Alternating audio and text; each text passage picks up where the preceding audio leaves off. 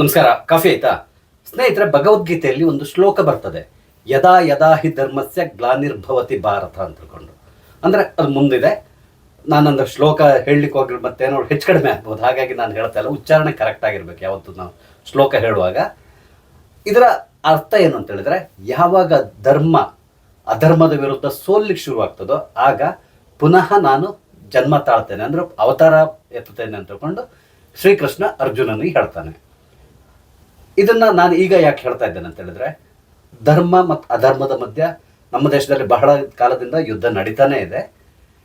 ಯಾವತ್ತು ಅಧರ್ಮ ಗೆಲ್ಲಲಿಕ್ಕೆ ಈ ನಮ್ಮ ಧರ್ಮ ಬಿಟ್ಟಿಲ್ಲ. ಅಂದ್ರೆ ನಾನು ಹಿಂದೂ ಧರ್ಮದ ಬಗ್ಗೆ ಮಾತಾಡ್ತಾ ಇದ್ದೇನೆ. ಬಹಳ ಕಾಲದಿಂದಲೂ ಅಷ್ಟೇ ಹಿಂದೂ ಧರ್ಮವನ್ನ ನಾಶ ಮಾಡ್ಬೇಕಂತೇಳಿ ಬಹಳಷ್ಟು ಜನ ಪ್ರಯತ್ನ ಪಟ್ಟಿದ್ರು. ಆದ್ರೆ ಅದು ಬೇರೆ ರೀತಿಯಲ್ಲಿ ಇದ್ದಿತ್ತು. ಈ ರಾಜ ಮಹಾರಾಜರು ಯುದ್ಧಕ್ಕೆ ಬರ್ತಾ ಇದ್ರು, ಆ ಮುಖಾಂತರ ಇಲ್ಲಿಯ ಧರ್ಮವನ್ನ ನಾಶಪಡಿಸ್ಲಿಕ್ಕೆ ಟ್ರೈ ಮಾಡ್ತಾ ಇದ್ರು. ಅವ್ರನ್ನ ಇವ್ರು ಸೋಲಿಸ್ತಾ ಇದ್ರು. ಕೆಲವು ಸಾರಿ ಇವ್ರು ಸೋತಿದ್ರು, ಕೆಲವು ಸಾರಿ ಅವ್ರು ಸೋತಿದ್ರು. ಈ ತರ ಏನೋ ನಡ್ಕೊಂಡು ಹೋಗ್ತಾ ಇದ್ದಿತ್ತು. ಆದ್ರೆ ಈಗ ಏನಾಗಿದೆ ಅಂತ ಹೇಳಿದ್ರೆ, ಇಲ್ಲಿ ಬೇರೆಯದೇ ಆದಂತಹ ಒಂದು ವ್ಯವಸ್ಥೆ ಮಾಡಿಕೊಂಡು ನಮ್ಮ ಧರ್ಮವನ್ನ, ಅಂದ್ರೆ ಹಿಂದೂ ಧರ್ಮವನ್ನ ಸಂಪೂರ್ಣವಾಗಿ ನಾಶ ಮಾಡ್ಬೇಕು ಅಂತಕೊಂಡು ಕೆಲವರು ತೊಡೆ ತಟ್ಟಿ ನಿಂತು ಬಿಟ್ಟಿದ್ದಾರೆ. ನೇರವಾಗಿ ಓಪನ್ ಆಗಿ ಹೇಳ್ತಾರೆ ಏನಂತೇಳಿ, ಸನಾತನ ಧರ್ಮವನ್ನ ಸಂಪೂರ್ಣವಾಗಿ ನಾವು ಅಳಿಸಿ ಹಾಕಬೇಕು, ಆವಾಗಲೇ ನಮ್ಮ ದೇಶ ಉದ್ಧಾರ ಆಗುತ್ತೆ ಅಂತೇಳಿ ಹೇಳ್ತಾರೆ. ಒಂದು ನೆನ್ಪಿಟ್ಕೊಂಡಿರ್ಬೇಕು ಅವರೆಲ್ಲರೂ, ಯಾವುದೇ ಕಾರಣಕ್ಕೆ ಭಾರತ ದೇಶದಲ್ಲಿ ಹಿಂದೂ ಧರ್ಮ ಯಾವತ್ತಾದ್ರೂ ಅವನತಿ ಕಾಣ್ತು ಅಂದ್ರೆ ಹಿಂದೂ ಧರ್ಮದವರು ಕಮ್ಮಿಯಾಗಿ ಬೇರೆ ಧರ್ಮದವರು ಜಾಸ್ತಿ ಆದ್ರು ಅಂದ್ರೆ ಈ ದೇಶ ಖಂಡಿತವಾಗಿ ಶಾಂತಿಯಿಂದ ಇರ್ಲಿಕ್ಕೆ ಸಾಧ್ಯ ಇಲ್ಲ. ಯಾಕಂದ್ರೆ ಬಹಳಷ್ಟು ದೇಶಗಳನ್ನ ನೀವು ನೋಡಿದ್ದೀರಾ, ಎಲ್ಲೆಲ್ಲ ಬೇರೆ ಧರ್ಮದವರು ಜಾಸ್ತಿ ಇದ್ದಾರೋ ಅಂತ ದೇಶಗಳಲ್ಲಿ ಏನೆಲ್ಲ ನಡೀತಾ ಇದೆ ಅಂತ ತಿಳ್ಕೊಂಡು ನಿಮ್ಗೆ ಚೆನ್ನಾಗಿ ಗೊತ್ತಿದೆ. ಹಾಗಾಗಿ ನಾನು ಈ ಮಾತನ್ನ ಹೇಳ್ತಾ ಇದ್ದೇನೆ. ಇದು ಇವಾಗಲೇ ಪ್ರೂವ್ ಆಗಿರುವಂತಹದ್ದು, ಇದೇನು ಯಾರಿಗೆ ಗೊತ್ತಿಲ್ಲದಿರುವಂತಹ ವಿಷಯ ಅಲ್ಲ. ಆದ್ರೂ ಕೂಡ ಕೆಲವರು ತಮ್ಮ ರಾಜಕೀಯ ಬೇಳೆ ಬೇಯಿಸ್ಕೊಳ್ಳಿಕ್ಕಾಗಿ ಈ ರೀತಿ ಮಾತಾಡ್ತಾರೆ. ಈ ರೀತಿ ಮಾತಾಡಿದಾಗೆಲ್ಲ ಇದಕ್ಕೆ ಬಹಳಷ್ಟು ಜನ ತುಂಬಾ ಚೆನ್ನಾಗಿ ಉತ್ತರ ಕೊಟ್ಟಿದ್ದಾರೆ. ಆದ್ರೆ ಏನಾಗ್ತದೆ ಅಂತ ಹೇಳಿದ್ರೆ, ನಮ್ಮ ದೇಶ ಪ್ರಜಾಪ್ರಭುತ್ವದ ದೇಶ. ಹಾಗಾಗಿ ಇಲ್ಲಿ ಚುನಾವಣೆಯೇ ಕೊನೆಯ ಒಂದು ಅಸ್ತ್ರ ಆಗಿರ್ತದೆ. ಈ ಚುನಾವಣೆ ಸಂದರ್ಭದಲ್ಲಿ ಇವರು ಏನೆಲ್ಲ ಆಸೆ ಆಮಿಷ ತೋರಿಸ್ತಾರೆ ಇದ್ರ ಮೇಲೆ ಡಿಪೆಂಡ್ ಆಗಿರ್ತದೆ. ಅಂದ್ರೆ ಹಲವಾರು ಜನ ಏನ್ ಮಾಡ್ತಾರೆ, ಕೇವಲ ಈ ಕ್ಷಣಿಕ ಆಸೆಗಾಗಿ ಯಾವುದೋ ಒಂದು ಪಾರ್ಟಿಗೆ ಓಟ್ ಹಾಕ್ತಾರೆ. ಅಂದ್ರೆ ಅವರಿಗೆ ಬೇಕಾಗದೇ ಇರಲಿ, ಕೇವಲ ನಮ್ಗೆ ದುಡ್ಡು ಸಿಗ್ತದೆ, ನಮಗೆ ವರ್ಷ ಇಡೀ ಫ್ರೀ ರೇಷನ್ ಸಿಗುತ್ತೆ ಅಂತೇಳಿ ಈ ರೀತಿಯಲ್ಲಿ ಯೋಚನೆ ಮಾಡಿಕೊಂಡು ಯಾವುದೋ ಒಂದು ಪಾರ್ಟಿಗೆ ಮತ ಹಾಕ್ತಾರೆ. ಆ ಪಾರ್ಟಿಯವ್ರು ಗೆದ್ದು ಬರ್ತಾರೆ. ಬಂದ ಮೇಲೆ ಅವ್ರಿಗೆ ಏನು ಮಾಡಬೇಕು ಅದನ್ನು ಮಾಡ್ತಾರೆ. ಇದು ನಮ್ಮ ದೇಶದಲ್ಲಿರುವಂತಹ ವ್ಯವಸ್ಥೆ, ಅತ್ಯಂತ ಕೊಳಕು ವ್ಯವಸ್ಥೆ ಅಂತ ಹೇಳ್ಬೋದು. ಚುನಾವಣೆ ಸಂದರ್ಭದಲ್ಲಿ ಯಾವುದೇ ಪಾರ್ಟಿ ಆಗಲಿ, BJP ಆಗಲಿ, ಕಾಂಗ್ರೆಸ್ ಆಗಲಿ, JDS ಆಗಲಿ, ಅಥವಾ ಇನ್ಯಾವುದೇ ಪಾರ್ಟಿ ಆಗಲಿ, ಯಾರು ಕೂಡ ಈ ಜನರಿಗೆ ಆಸೆ ತೋರಿಸ್ತಾರಲ್ಲ, ನಾವು ಫ್ರೀಯಾಗಿ ಕೊಡ್ತೇವೆ ಅಂತ ಹೇಳ್ಕೊಂಡು ಹೇಳಿ ಅವರಿಂದ ಮತ ತಗೊಳ್ತಾರಲ್ಲ, ಇದಂತೂ ಖಂಡಿತವಾಗಿ ಅಸಹ್ಯವಾಗಿರುವಂಥದ್ದು. ಇದನ್ನು ನಾನು ಯಾವುದೇ ಕಾರಣಕ್ಕೂ ಒಪ್ಪೋದಿಲ್ಲ. ಮುಂದೆ ಕೂಡ ವಿರೋಧಿಸ್ಕೊಂಡೇ ಹೋಗ್ತೇವೆ. ನಾನಂತೂ ಯಾವುದು ಫ್ರೀಯನ್ನು ತಗೊಳ್ತಾ ಇಲ್ಲ, ಮುಂದೂ ಕೂಡ ತಗೊಳ್ಳಲ್ಲ. ಇದನ್ನ ನಾನು ಯಾಕೆ ಹೇಳ್ತಾ ಇದ್ದೇನೆ ಅಂತ ಹೇಳಿದ್ರೆ, ಇದರಿಂದಾಗಿ ಆಗುವ ಅನಾಹುತಗಳೇನು ಅಂದ್ರೆ, ಜನರನ್ನ ಇವರು ಒಂದು ರೀತಿ ಸೋಂಬೇರಿಗಳನ್ನ ಮಾಡಿಬಿಡ್ತಾರೆ. ಜನರು ಕೆಲಸ ಮಾಡಲ್ಲ. ಯಾಕಂದ್ರೆ ಫ್ರೀಯಾಗಿ ಎಲ್ಲೋದು ನಿಮ್ಮ ಮನೆ ಬಾಗಿಲಿ ಬಂದು ಬೀಳುವಾಗ ನೀವು ಯಾಕೆ ಕೆಲಸ ಮಾಡ್ಬೇಕು ಹೇಳಿ?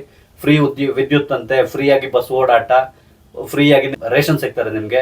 ಈ ರೀತಿ ಎಲ್ಲ ಇರುವಾಗ ಯಾರು ಕೆಲಸ ಮಾಡ್ಲಿಕ್ಕೆ ಇಷ್ಟಪಡ್ತಾರೆ? ಈ ರೀತಿಯಾಗಿ ದೇಶವನ್ನು ಸಂಪೂರ್ಣವಾಗಿ ಹಾಳು ಮಾಡ್ತಾರೆ. ಈ ಮುಖಾಂತರ ಅವ್ರಿಗೆ ಏನ್ ಬೇಕೋ ಅದನ್ನ ಅವರು ಸಾಧಿಸ್ಕೊಂಡು ಹೋಗ್ತಾರೆ. ಈ ಮಾತು ನಿಮ್ಗೆ ಎಲ್ಲರೂ ಚೆನ್ನಾಗಿ ಗೊತ್ತಿಲ್ಲದಿರುವಂತಹದ್ದಲ್ಲ. ಆದ್ರೆ ಕೆಲವರು ಹೇಳ್ತಾರೆ, ಏನು ನಮ್ಗೆ ಸಿಕ್ತಲ್ಲ ಅಟ್ಲೀಸ್ಟ್, ಇಲ್ಲಾಂದ್ರೆ ನಮ್ಗೆ ಈ ರಾಜಕಾರಣಿಗಳಿಂದ ನಮ್ಗೇನು ಉಪಯೋಗ ಇದೆ, ಅವ್ರಿಗೆ ಯಾರ ಗೆದ್ರೆ ನಮ್ಗೇನು ಉಪಯೋಗ ಇದೆ ಅಂತೇಳಿ ಮಾತಾಡ್ಕೊಳ್ತಾರೆ. ಈ ಹಿಂದಿನ ಚುನಾವಣೆಗಿಂತಲೂ ಸ್ವಲ್ಪ ಮೊದಲು ತಮಿಳುನಾಡಿನ ದ್ರಾವಿಡ ಮುಖಂಡರೊಬ್ರು, ನಿಮ್ಗೆ ಗೊತ್ತಿದೆ, ಅಲ್ಲೆಲ್ಲ ಪಾರ್ಟಿಗಳು ದ್ರಾವಿಡ ದ್ರಾವಿಡ ದ್ರಾವಿಡ ಅಂತೇಳಿದೆ. ಯಾಕಂದ್ರೆ ಈ ಒಂದು ದ್ರಾವಿಡ ಅನ್ನುವ ಒಂದು ವಿಷ ಬೀಜವನ್ನ ಬ್ರಿಟಿಷರು ಬಿತ್ತಿ ಹೋಗಿದ್ದಾರೆ. ಇವಾಗಲೂ ಅದನ್ನೇ ಹಿಡ್ಕೊಂಡು ನೇತಾಡ್ತಾರೆ. ನಮ್ಮ ಸಿದ್ದರಾಮಯ್ಯನವರು ಅಷ್ಟೇ ಅದನ್ನೇ ಯಾವಾಗಲೂ ಹೇಳ್ತಾ ಇರ್ತಾರೆ, ದ್ರಾವಿಡ ದ್ರಾವಿಡ ದ್ರಾವಿಡ ಅಂತೇಳಿ. ಯಾಕಂದ್ರೆ ಇದನ್ನ ಓಟನ್ನ ಗಳಿಸ್ಲಿಕ್ಕಾಗಿ ಮಾಡಿರುವಂತಹ ಒಂದು ಕುತಂತ್ರ ಅಷ್ಟೇ. ಅವರು ನಮ್ಮ ದೇಶವನ್ನು ಒಡಿಲಿಕ್ಕಾಗಿ ಯೂಸ್ ಮಾಡಿದ್ರು.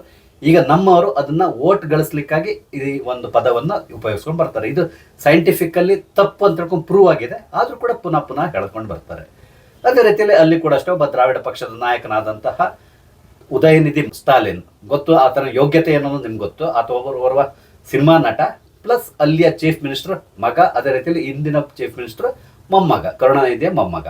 ಇವರ ಯೋಗ್ಯತೆ ಎಷ್ಟೇ, ಅದು ಬಿಟ್ಟರೆ ಬೇರೆ ಏನೂ ಇಲ್ಲ. ಅಂದ್ರೆ ಅವರ ಫ್ಯಾಮಿಲಿಯಿಂದ ಬಂದಿರುವಂತಹದ್ದು, ಅದು ಬಿಟ್ಟರೆ ಬೇರೆ ಇನ್ಯಾವುದೇ ರೀತಿ ಯೋಗ್ಯತೆ ಇಲ್ಲದಂತಹ ಮನುಷ್ಯ. ಈತ ಈಗ DCM ಕೂಡ ಹೌದಲ್ಲಿಯದ್ದು. ಈತ ಒಂದು ಫಂಕ್ಷನ್ ನಲ್ಲಿ ಈ ರೀತಿ ಹೇಳಿದ್ದಾನೆ, ಸನಾತನ ಧರ್ಮವನ್ನ ಸಂಪೂರ್ಣವಾಗಿ ಭೂಮಿ ಮೇಲಿಂದ ಅಳಿಸಿ ಹಾಕಬೇಕು, ಎರಾಡಿಕೇಟ್ ಮಾಡಬೇಕು ಅಂತ ಹೇಳಿದ. ಈ ಹೇಳಿಕೆಗೆ ಅಲ್ಲಿ ಇನ್ನೊಬ್ಬ ಬಹುದೊಡ್ಡ ಮನುಷ್ಯ ಇದ್ದಾನೆ, ಆತ 2G ಕಳ್ಳ ಅಂತ ಕೂಡ ಕರಿಬಹುದು ನೀವು.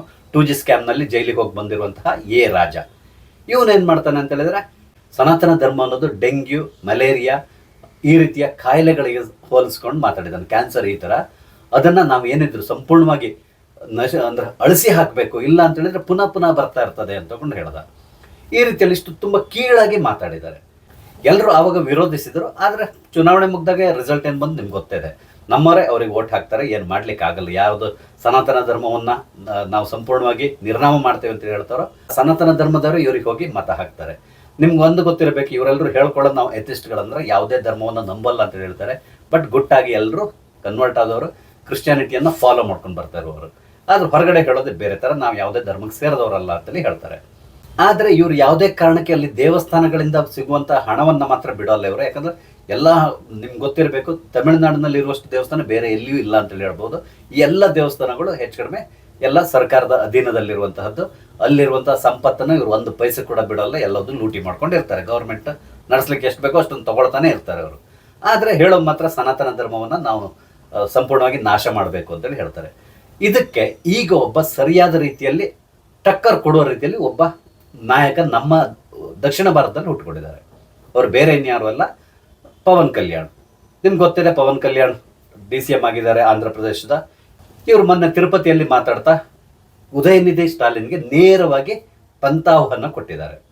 ನೀವು ಯಾವ ರೀತಿಯಲ್ಲಿ ಸನಾತನ ಧರ್ಮದ ವಿರುದ್ಧ ಮಾತಾಡಿದ್ದೀರಾ, ಇದು ಆಯ್ತು ಇಲ್ಲಿವರೆಗೆ, ಇನ್ನು ಮುಂದೆ ಏನಾದರೂ ಮಾತಾಡಿದರೆ ಪರಿಣಾಮ ಎದುರಿಸಬೇಕಾಗ್ತದೆ ಅಂತಕೊಂಡು ನೇರವಾಗಿ ಅವರಿಗೆ ಎಚ್ಚರಿಕೆಯನ್ನು ಕೊಟ್ಟಿದ್ದಾರೆ. ಅದಕ್ಕೆ ಉದಯನಿಧಿ ಸ್ಟಾಲಿನ್ ಅವರು ಇಲ್ಲಿವರೆಗೆ ಸರಿಯಾದ ರೀತಿಯಲ್ಲಿ ರೆಸ್ಪಾಂಡ್ ಮಾಡಿಲ್ಲ. ಕೇವಲ ನಿನ್ನೆ ಪತ್ರಕರ್ತರು ಅವ್ರನ್ನ ಕೇಳಿದಾಗ ಈ ರೀತಿ ಕೊಟ್ಟಿರುವಂಥ ಹೇಳಿಕೆಗೆ ನಿಮ್ಮ ಉತ್ತರ ಏನು ಅಂತೇಳಿ ಕೇಳಿದಕ್ಕೆ ವೆಯ್ಟ್ ಆ್ಯಂಡ್ ವಾಚ್ ಅಂತಕೊಂಡು ಹೇಳಿದರು. ಅಂದರೆ ದಯವಿಟ್ಟು ಕಾದು ನೋಡಿ ಅಂತೇಳಿ ಹೇಳಿದರು. ಅಂದರೆ ಬೇರೆ ಏನೋ ನಾವು ಮಾಡ್ತೇವೆ ಅನ್ನೋ ರೀತಿಯಲ್ಲಿ ಹೇಳ್ಕೊಂಡು ಹೋಗಿದ್ದಾರೆ. ಏನು ಮಾಡ್ತಾರೋ ಗೊತ್ತಿಲ್ಲ, ನೋಡೋಣ ಮುಂದೆ ಏನಾಗ್ತದೆ ಅಂತ. ವೆಯ್ಟ್ ಆ್ಯಂಡ್ ವಾಚ್ ಅಂತೇಳಿ ಹೇಳಿದಾರೆ, ನಾವು ಕೂಡ ವೆಯ್ಟ್ ಮಾಡೋಣ, ಮುಂದೆ ಏನಾಗ್ತದೆ ನೋಡೋಣ. ಆದರೆ ಈಗ ನಾನು ಹೇಳಲಿಕ್ಕೆ ಹೊರಟಿರುವಂಥ ವಿಷಯ ಏನು ಅಂತ ಹೇಳಿದ್ರೆ, ಅಟ್ಲೀಸ್ಟ್ ಈಗ ಓರ್ವ ಯುವ ನಾಯಕ ದಕ್ಷಿಣ ಭಾರತದಿಂದ ಈ ಒಂದು ದ್ರಾವಿಡರಿಗೆ ತೊಡೆತಟ್ಟಿ ನಿಂತಿದ್ದಾರಲ್ಲ, ಇದಕ್ಕಾಗಿ ನಾವು ಖುಷಿ ಪಡಬೇಕು. ಇಲ್ಲಿವರೆಗೆ ಯಾವುದ್ರು ಕೂಡ ಸರಿಯಾದ ರೀತಿಯಲ್ಲಿ ಟಕ್ಕರ್ ಕೊಡ್ತಾ ಇರಲಿಲ್ಲ. ಆದರೆ ಈ ಬಾರಿ ಪವನ್ ಕಲ್ಯಾಣ್ ಈ ರೀತಿಯಾದಂಥ ಹೇಳಿಕೆ ಕೊಡುವ ಮುಖಾಂತರ ದ್ರಾವಿಡ ಪಕ್ಷದವರಿಗೆ ನೇರವಾಗಿ ಎಚ್ಚರಿಕೆ ಕೊಟ್ಟಿದ್ದಾರೆ. ಮುಂದೆ ನೀವೀಗ ಏನೆಲ್ಲ ಆಟ ಆಡ್ತಾ ಇದ್ದೀರೋ ಈ ಆಟ ಮುಂದೆ ನಡೆಯಲ್ಲ, ಮುಂದಿನ ದಿನಗಳಲ್ಲಿ ನಿಮಗೆ ತಮಿಳುನಾಡಿನಲ್ಲಿ ಸಮಸ್ಯೆಗಳನ್ನು ಉಂಟು ಮಾಡ್ತೇವೆ ಅಂತಕೊಂಡು ಹೇಳಿದ್ದಾರೆ. ಅಟ್ಲೀಸ್ಟ್ ಈ ರೀತಿಯಲ್ಲಿ ಆದರೂ ಒಬ್ಬ ನಾಯಕ ಟಕ್ಕರ್ ಕೊಟ್ಟನಲ್ಲ ಇವರಿಗೆ, ಅದಕ್ಕೆ ನಾವು ಖಂಡಿತವಾಗಿ ಸಂತೋಷ ಪಡಬೇಕು. ಅದೇ ರೀತಿಯಲ್ಲಿ ಸನಾತನ ಧರ್ಮದ ವಿರುದ್ಧ ಇವರು ಎಲ್ಲರೂ ಅಷ್ಟೇ ನಾಲಿಗೆ ಹರಿಬಿಡ್ತಾರೆ, ಯಾರಿಗೂ ಕೂಡ ಅದ್ರ ಬಗ್ಗೆ ಯೋಚನೆ ಮಾಡಲ್ಲ. ಯಾಕಂದ್ರೆ ನಮ್ಮ ಧರ್ಮದಲ್ಲಿ ಭಾರಿ ಸಹಿಷ್ಣುತೆ ಇದೆ, ನಮಗೆ ನಾವು ಏನೂ ಮಾಡಲ್ಲ. ಅದೇ ಬೇರೆ ಧರ್ಮದವ್ರ ಬಗ್ಗೆ ಮಾತಾಡಿದರೆ ವೆರಿ ನೆಕ್ಸ್ಟ್ ಡೇ ಸರ್ತನ್ ಸಜ್ಜುದ ಆಗಿ ಹೋಗ್ತದೆ. ಹಾಗಾಗಿ ಬೇರೆಯವ್ರ ಧರ್ಮದವ್ರ ಬಗ್ಗೆ ಇವ್ರು ಮಾತಾಡ್ಲಿಕ್ಕೆ ಹೋಗಲ್ಲ. ಕೇವಲ ಹಿಂದೂ ಧರ್ಮ, ಯಾಕಂದ್ರೆ ತುಂಬ ಸಹಿಷ್ಣುಗಳು ನಾವು ಬಹಳಷ್ಟು ತಾಳ್ಮೆಯಿಂದ ಇರ್ತೇವೆ. ಮತ್ತು ಇನ್ನೊಂದು, ಈ ಬೇರೆ ಧರ್ಮದವ್ರು ತಿಳ್ಕೊಂಡಿರೋದೇನೋ ಡರ್ಪೋಕ್ ಅಂತ ತಿಳ್ಕೊಂಡಿದ್ದಾರೆ. ಅಂದರೆ ಹೆದರಿಕೆ ಪುಕ್ಕಲು ಸ್ವಭಾವದವರು ಅಂತ ತಿಳ್ಕೊಂಡಿದ್ದಾರೆ. ಅದೇ ರೀತಿಯಲ್ಲಿ ಅವ್ರು ಬಿಹೇವ್ ಮಾಡ್ತಾರೆ. ಪವನ್ ಕಲ್ಯಾಣ್ ಅವರು ಈ ಸ್ಟಾಲಿನ್ಗಳಿಗೆ ಈ ರೀತಿಯಲ್ಲಿ ಎಚ್ಚರಿಕೆ ಕೊಟ್ಟಿರೋದು ಖಂಡಿತವಾಗಿಯೂ ನಾವು ಸಂತೋಷ ಪಡಬೇಕಾದಂತಹ ವಿಷಯ. ನೋಡೋಣ ಮುಂದೆ ಏನೆಲ್ಲ ಆಗ್ತದೆ ಅಂತ ಹೇಳ್ಕೊಂಡು ಯಾವುದಕ್ಕೂ ನಾವು ಕಾದು ನೋಡಬೇಕಾಗಿದೆ. ಸ್ನೇಹಿತರೆ, ಮಾಹಿತಿ ಇಷ್ಟ ಆದರೆ ದಯವಿಟ್ಟು ಲೈಕ್ ಮಾಡಿ, ಶೇರ್ ಮಾಡಿ, ಹಾಗೆ ದಯವಿಟ್ಟು ನನ್ನ ಚಾನಲ್ ಸಬ್ಸ್ಕ್ರೈಬ್ ಮಾಡಿ. ನಮಸ್ತೆ, ಜೈ ಹಿಂದ್.